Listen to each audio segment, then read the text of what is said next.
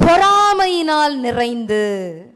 அப்ப எனக்கு ஆண்டவர் சொன்னாரு, நிறைய நேரம் நமக்கு விரோதமா சில எழும்புவாங்க, காரணமே இல்லாம நம்மள பகைப்பாங்க, காரணமே இல்லாம நம்ம கிட்ட சண்டை போடுவாங்க, நம்மளை பத்தி தப்பு தப்பா பேசுவாங்க, ஒட்ட மாட்டாங்க.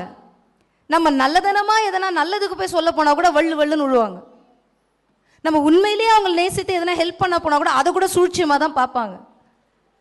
இப்படிலாம் நடக்கும்போது நம்மளுக்கே ஒரு டவுட் வந்துடும், நம்ம தான் சரி இல்லையோ, நம்ம எங்கேயாவது தப்பு பண்ணிட்டோமோ, ஏன் யாருமே நம்ம கூட ஒட்ட மாட்டேன்றாங்க, ஏன் எல்லாரும் நம்மக்கிட்ட சண்டை போடுறாங்க, அவங்கெல்லாம் ஒன்றா இருக்கிறாங்க. இப்போ ஒரு 10 பேர் இருக்கிறோன்னா 9 பேர் ஒன்றா இருக்கிறாங்க, நம்ம அப்போ நம்மக்கிட்ட தானே ஏதோ தப்பு இருக்குது.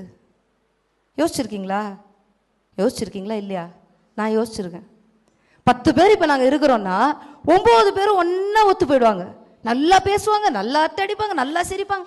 நம்ம மட்டும் ஆட் மேன் அவுட் மாதிரி இருப்போம். எனக்கு ரொம்ப நாளாக புரியல, நம்ம மேலே தான், நமக்கு தான் பழக தெரில போல, நமக்கு தான் பேச தெரில போல, நம்ம மேலே தான் தப்பு இருக்குது போல இருக்குது, அவங்கெல்லாம் நல்லவங்களா இருக்கிறாங்க, அதனால தான் அவங்கெல்லாம் ஒத்து போகிறாங்க. எனக்கு இந்த வேர்டு பார்த்தோன்னே ஆண்டவர் சொன்னார், பொறாமை கொண்டு.